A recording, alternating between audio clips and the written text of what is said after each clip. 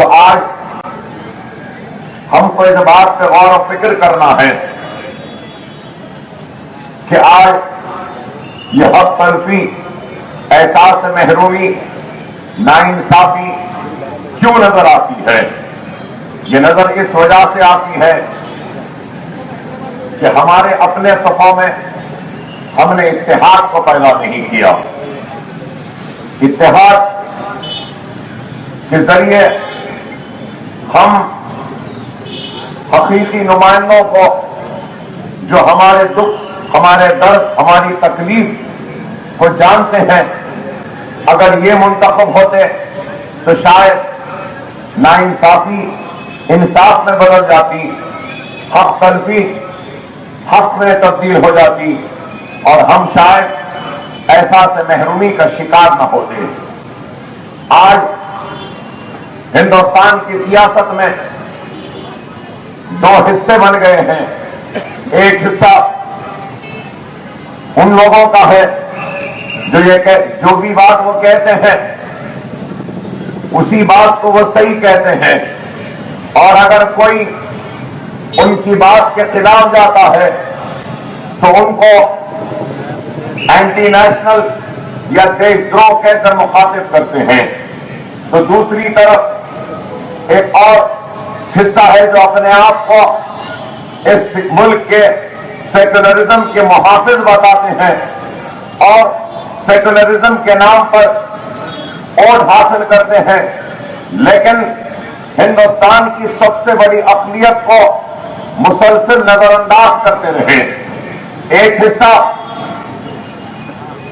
एक सियासी हल्का बीजेपी, संघ परिवार, आरएसएस या शिवसेना, ये लोग सिर्फ हिंदुत्व, हिंदू राष्ट्र की सियासत करते हैं। तो दूसरी तरफ कांग्रेस, एनसीपी या फिर समाजवादी या फिर कोई और दूसरी सेकुलर पार्टियां हैं, तो ये लोग तो बातें तो सबकी करते हैं, लेकिन कभी भी हिंदुस्तान की सबसे बड़ी अक़लियत को उसका हक नहीं दिया। और आज आपको और हमको इस बात पर गौर और फिक्र करनी होगी कि क्या हमने हर एक का साथ नहीं दिया, हमने हर सियासी जमात का साथ दिया। 70 वर्ष की तारीख में हमने नेहरू का साथ दिया, इंदिरा गांधी का साथ दिया, राजीव गांधी का साथ दिया, लाल बहादुर शास्त्री का साथ दिया, वीपी सिंह का साथ दिया, मोरारजी देसाई का साथ दिया, देवे गौड़ा का साथ दिया, इंद्र कुमार गुजराल का दिया, चंद्रशेखर का दिया, पीवी नरसिम्हा राव का दिया। फिर सोनिया गांधी जब सियासी मैदान में आई तो हमने उनका भी साथ दिया। किसका साथ हमने नहीं दिया? लेकिन सवाल यह है कि आखिर सबसे पिछड़ा हुआ, सबसे पीछे, सबसे कमजोर हिंदुस्तान का सबसे बड़ी अक़लियत से ताल्लुक रखने वाला मुसलमान ही क्यों है? ये एक सवाल है हर जहन में कि आप गोपाल सिंह कमीशन की रिपोर्ट से लेकर सच्चर कमेटी की रिपोर्ट हो या फिर कुंडू कमेटी की रिपोर्ट हो या रंगनाथ मिश्रा कमेटी की रिपोर्ट हो या फिर आपकी रियासत महाराष्ट्र के महमूद रहमान कमेटी की रिपोर्ट क्यों न हो, सारी की सारी रिपोर्टें यही बात कहती हैं कि सबसे पीछे, सबसे पिछड़ा हुआ SC ST से भी अगर कोई पीछे है तो वो मुसलमान है। तो सवाल ये पैदा होता है कि आखिर सबसे पीछे, सबसे पिछड़ा हुआ मुसलमान क्यों है? उसकी वजह यही है कि हिंदुस्तान के किसी भी सियासी जमात ने मुसलमानों के साथ इंसाफ नहीं किया, उनको उनका हक नहीं दिया। और आज जब हम देखते हैं तो हमको दिखाई देता है कि हमारे मुल्क का दस्तूर बहुत अच्छा दस्तूर है। हमारे मुल्क के दस्तूर में कोई इम्तियाज नहीं है किसी के साथ कोई जानिबदारी नहीं है। हमारे मुल्क के दस्तूर में हिंदुस्तान के हर शहरी को बराबर का हक दिया गया है। चाहे वो हिंदू हो, मुसलमान हो, सिख हो या ईसाई हो।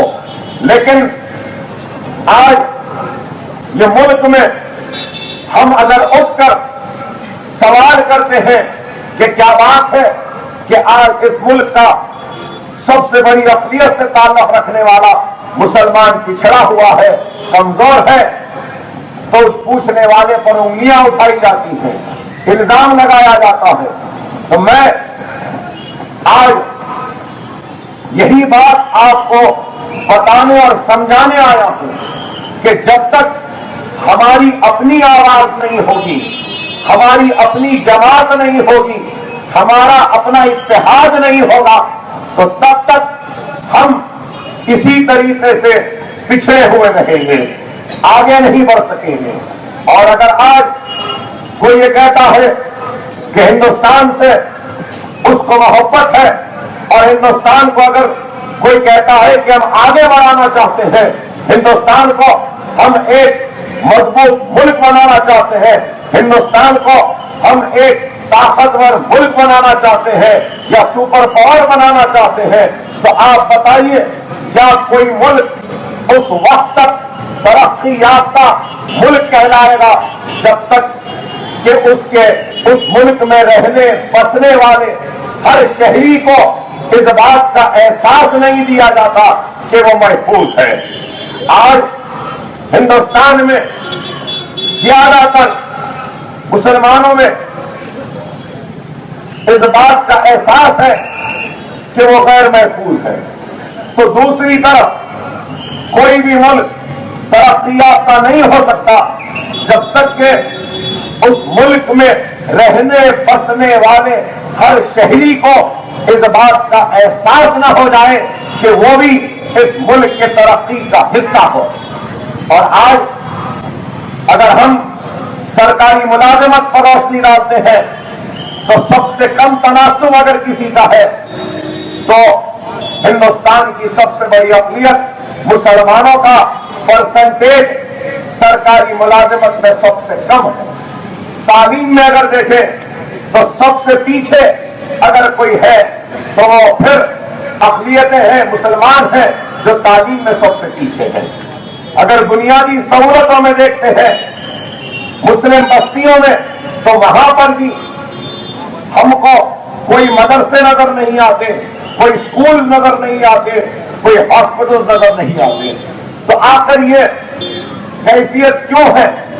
और ये सिर्फ मेरे अल्फाज नहीं है बल्कि आप सच्चर कमेटी की रिपोर्ट को उठाकर देख लीजिए। सच्चर कमेटी की रिपोर्ट भी यही कहती है कि मुस्लिम डोमिनेटेड एरियाज में स्कूल और हॉस्पिटल से ज्यादा अगर कुछ है तो वहां पर पुलिस स्टेशन है।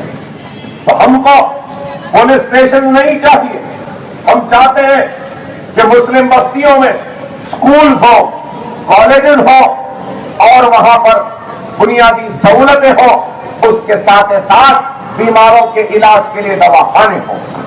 लेकिन आज ये चीज नहीं है।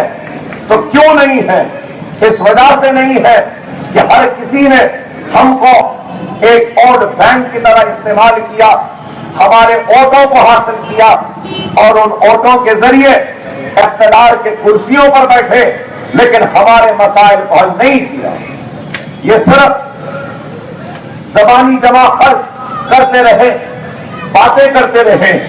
और आप उठाकर देखिए महमूदुर रहमान कमेटी की रिपोर्ट को कि महमूदुर रहमान कमेटी की रिपोर्ट क्या कहती कि कितने परसेंटेज है, लेस देन 3% है मुसलमानों का हिस्सा सरकारी मुलाजमत में महाराष्ट्र में।